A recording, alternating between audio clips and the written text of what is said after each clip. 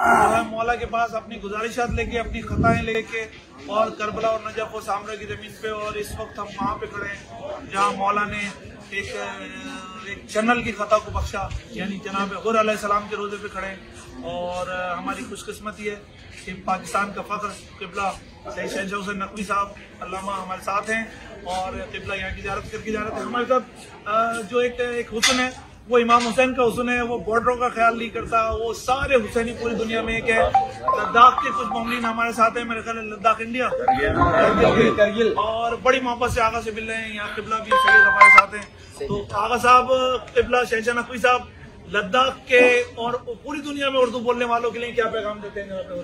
बिस्मिल्लाहिर्रहमानिर्रहीम। हिंदुस्तान, लद्दाख, करगिल, कश्मीर और हिंदुस्तान के दीगर तमाम इलाकों के लिए, और पाकिस्तान के तमाम इलाकों के लिए, बांग्लादेश के लिए, और बर्र सगीर के तमाम मुसलमानों और अहले बैत के चाहने वालों के लिए हज़रत हुर इब्न यजीद रियाही रहमतुल्लाह अलैह सलामुल्लाह अलैह उनकी हरम में दुआगो हैं कि अल्लाह हम सबको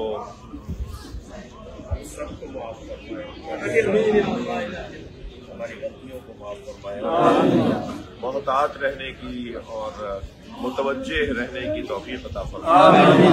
आप सबके लिए दुआ है कि आप आएँ और यहाँ ज़ियारत करें। करगिल के मोमिनीन की हिफाजत के लिए और इनकी मुश्किलात के हल होने के लिए, करगिल के ही और कश्मीर के, और कश्मीर पाकिस्तान का हो या कश्मीर हिंदुस्तान का हो, यहाँ मसाइल हैं, मुश्किलात हैं, परेशानियां हैं, उलझने हैं।